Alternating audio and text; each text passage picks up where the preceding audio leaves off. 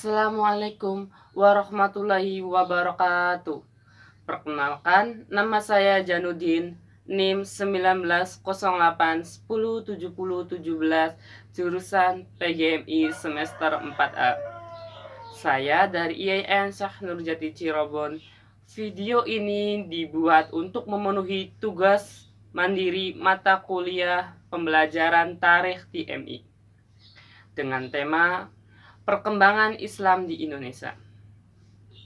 Perkembangan Islam di Indonesia tidak luput dari beberapa wilayah seperti Sumatera, Jawa, Sulawesi, Kalimantan, dan Maluku dan sekitarnya.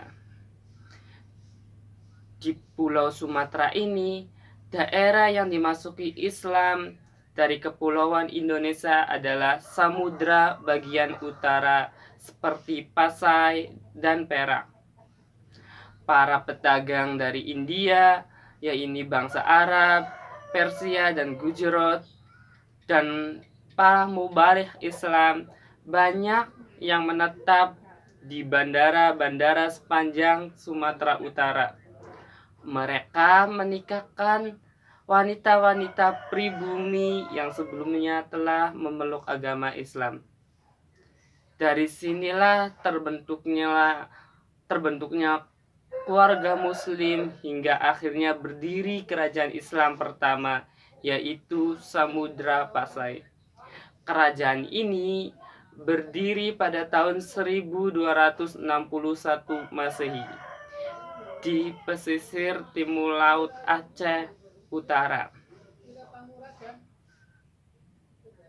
Rajanya bernama Merah Silau, bergelar Sultan Al-Malik As-Saleh. Sekitar abad ke-16 Masehi,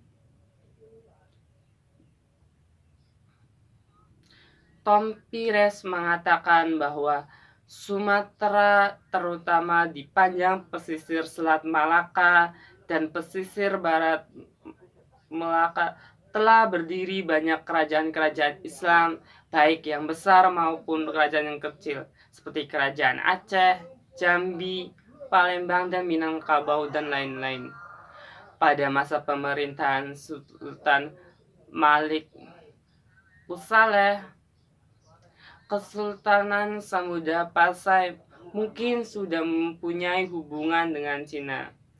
Sebagai diberitakan dalam dinasti Yuan bahwa pada tahun 1282 duta Cina bertemu dengan salah seorang menteri kerajaan Sumatera di Quilon yang meminta Raja Sumatera untuk mengirimkan dutanya ke Cina, dan mereka adalah dua bersaudara yang bernama Sulaiman dan Samsudin.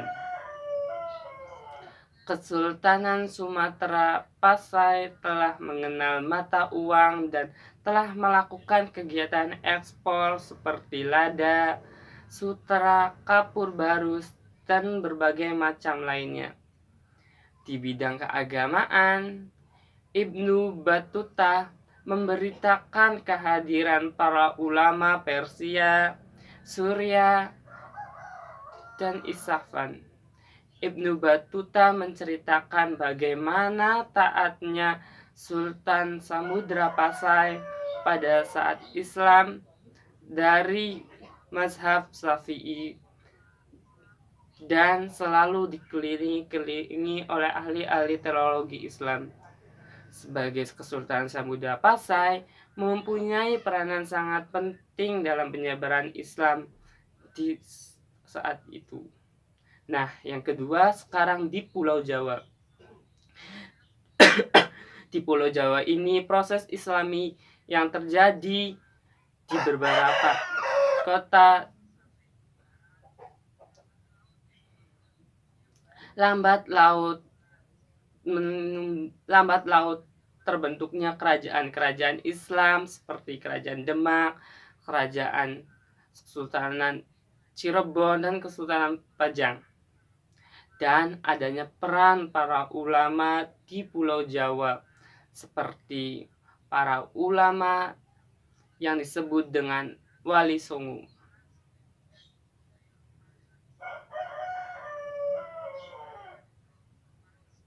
Nah, kesultanan Islam yang ada di Jawa seperti Kesultanan Demak merupakan kerajaan Islam pertama di Pulau Jawa pada abad ke-15. Tempat inilah konon dijadikan pemukiman muslim di bawah pemimpin Raden Fata, yang kehadirannya di tempat tersebut atas petunjuk dari Sunan Ampel. Setelah Raden Fata, Raja Demak kedua adalah Pangeran Sabranglor. Lalu dilanjutkan oleh raja ketiga yaitu Sultan Tenggerono. Sebagai catatan bahwa Raja Demak sebagai pelindung agama dan bergandengan erat dengan kaum ulama, terutama Wali Songo.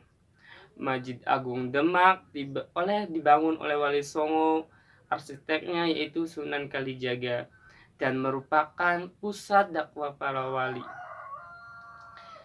Yang kedua yaitu Kesultanan Pajang.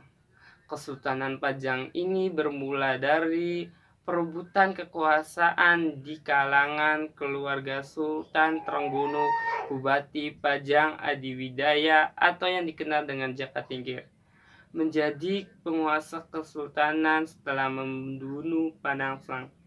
Ia dinobatkan sebagai Sultan Pajang dan diberi gelar sebagai Sultan Adiwijaya. Jasa yang dilakukan yaitu melakukan perluasan di Jepang dan Demak. Pengaruhnya sampai ke Jepara, Pati, dan Banyumas. Setelah beliau wafat, digantikan oleh putranya Pangeran Benowo.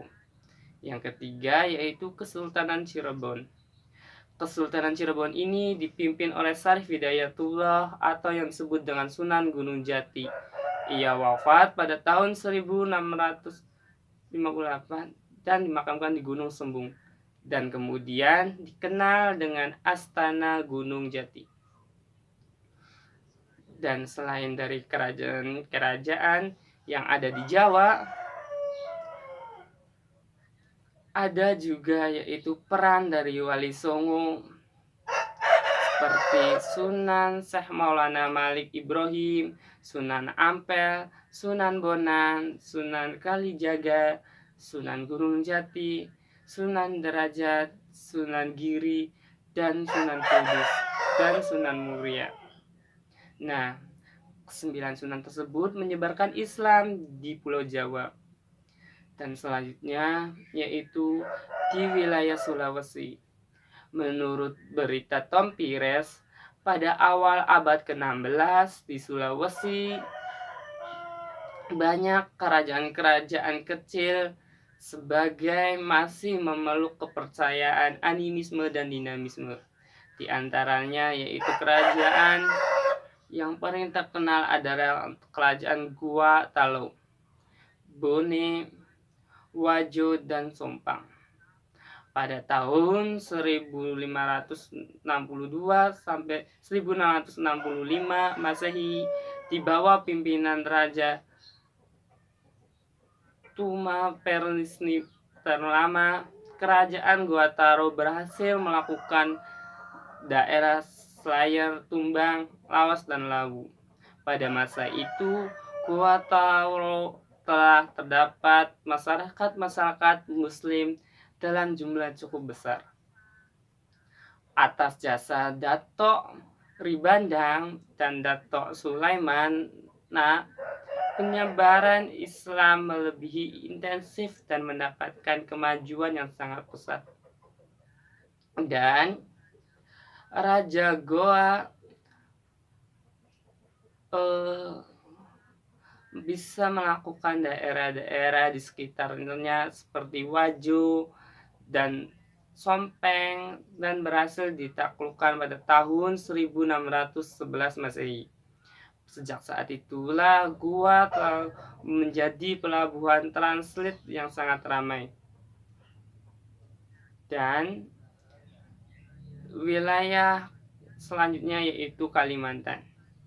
Kalimantan sebelum Islam masuk di Kalimantan Selatan terdapat kerajaan-kerajaan Hindu yang berpusat di negara Dipa. Berdasarkan hikayat Banjar, Pangeran Samudra meminta bantuan Demak, Sultan Trenggono, untuk memerangi kerajaan Daha. Dengan perjanjian, apabila kerajaan Daha dikalahkan, maka Pangeran Samudra beserta rakyatnya bersedia masuk Islam. Ternyata berkat bantuan tentara Demak, Pangeran Temenggung dari kerajaan Daha dapat ditundukkan. Sesuai dengan perjanjian, akhirnya Raja Banja Pangeran Samudra beserta segenap rakyatnya masuk Islam dan bergelar Sultan Suryamula. Dan selanjutnya yaitu di daerah Maluku dan sekitarnya. Antara tahun 1400 sampai 1500 Masehi, abad 15 Islam telah masuk di peran berkembang di Maluku yang dibawa oleh pedagang oleh Pasai dan Jawa. Mereka yang sudah masuk Islam banyak pergi yang ke pesantren-pesantren di Jawa. Raja-raja di Maluku yang masuk Islam diantaranya itu Raja Ternate yang kemudian bergelar Sultan Mahrum. Setelah beliau meninggal digantikan oleh Sultan Zainal Abidin. Yang kedua yaitu Raja Tidore yang kemudian bergelar Sultan Jamaluddin. Yang ketiga yaitu Raja Jailolo yang bergelar Sultan Hasanuddin dan raja-raja lainnya. Mungkin sekian dari materi saya yang bisa saya sampaikan. Kurang lebihnya mohon maaf. Sekian dari saya. Kurang lebih mohon maaf.